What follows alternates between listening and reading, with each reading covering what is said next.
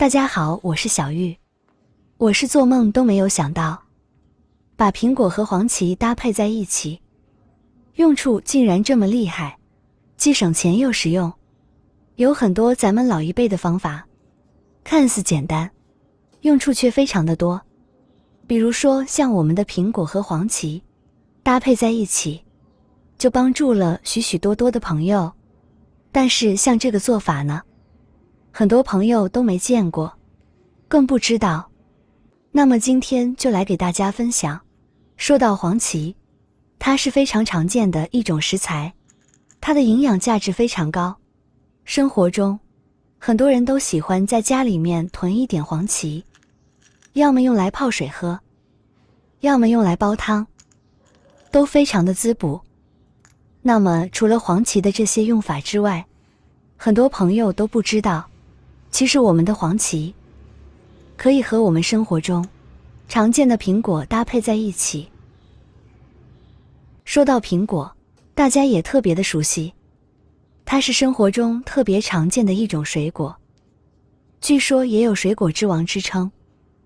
生活中也常能听到一日一苹果的这个说法，不知道你听说过没有？总之由此可见，苹果的营养价值特别高。那么把苹果和我们的黄芪搭配在一起，到底会撞出什么样的火花呢？那么赶紧跟着视频一起来学一学吧。首先我们准备几粒黄芪，黄芪不需要太多，大概有10几粒的样子就可以了。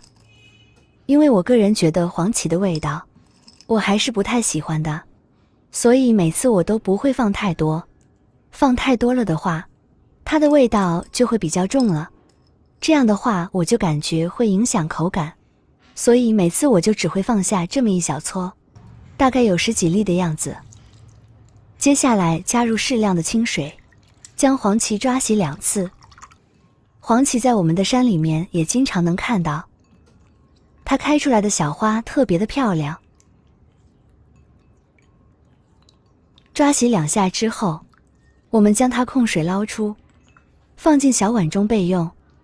因为我买的这个黄芪还是比较干净的，可以看到它的外表上基本上没啥泥土，所以说呢，简单的淘洗一遍就可以了。如果你买的上面有大量泥土的话，一定要仔仔细细的去清洗啊。准备好的黄芪先放一旁备用。现在来处理一下这个苹果。苹果我们可以准备大一点的，也可以准备小一点的。接下来加入适量的清水，有条件的朋友可以再加一点盐进来，稍微搓洗2下。其实我们大家都知道，在苹果的表面都会有一层果蜡，如果我们在购买苹果的时候，用手摸起来，苹果的表面十分光滑，那么像这样的苹果一般就被打了果蜡。所以我们在洗的时候啊，不能直接用清水来洗，加一点盐，利用盐的摩擦力，把表面的果蜡搓洗下来，这样吃起来会更放心。洗干净的苹果放在菜板上，接着把苹果对半切开。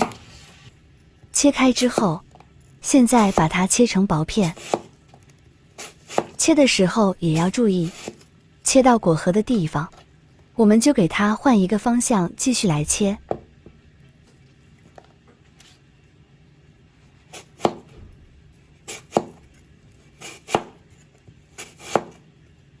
苹果的果核是不能吃的哦。切成这个样子。现在我们把中间的果核切掉，剩下的苹果继续切成块。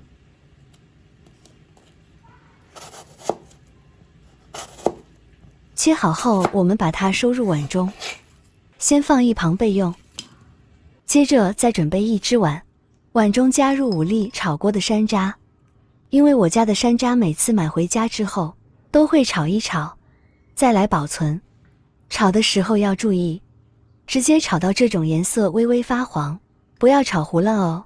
接着再准备2小块陈皮，因为我们家的陈皮都是自己在家晾晒做出来的，所以说呢，表面还是非常干净，而山楂也是炒过的，炒之前也是清洗过的。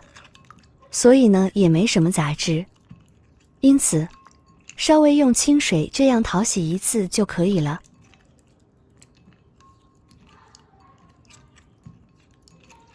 洗干净之后，我们把它放进平时煲汤的锅中，接着将黄芪也加进来，苹果也加进来，然后加入足量的矿泉水或者是纯净水。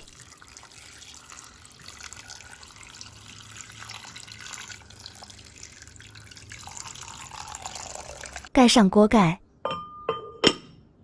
现在开大火，用大火先把锅里面煮开。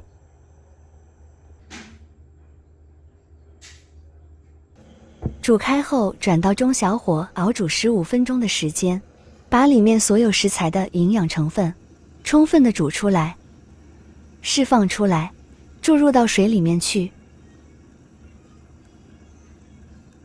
那么15分钟的时间到了，现在我们揭开锅盖，我们可以看到里面苹果也已经变了颜色。还没有下锅之前，它的颜色看起来是非常鲜艳的，而煮了一会之后，现在变成了这种浅色，有一点点像平时桃子的那种颜色。这个时候我们的苹果、黄芪山楂水就熬煮好了。我们趁热将它盛出来，陈皮它的味道有点微微发苦，所以我们在盛的时候只需要把苹果盛进来就可以了，黄芪也不用再加进来，因为黄芪里面的营养成分已经彻底的注入到了水中，现在呢也没有其他任何可食用价值。盛出来之后，我们再加入几粒冰糖，一小把枸杞，搅拌搅拌就可以直接吃了。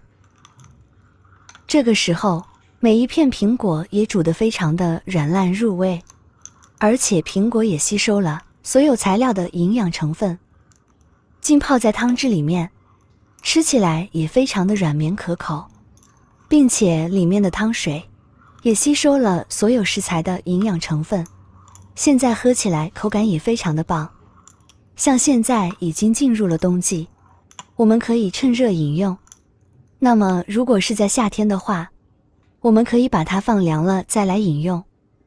这道水的做法非常的简单，我们在什么时候来吃来喝呢？就每一次很多朋友都喜欢出去聚餐，和大家聚个会，一不小心就吃多了，总是胡吃海塞，大吃大喝，这样回家我们就可以这样来上一碗，喝里面煮出来的水就可以了。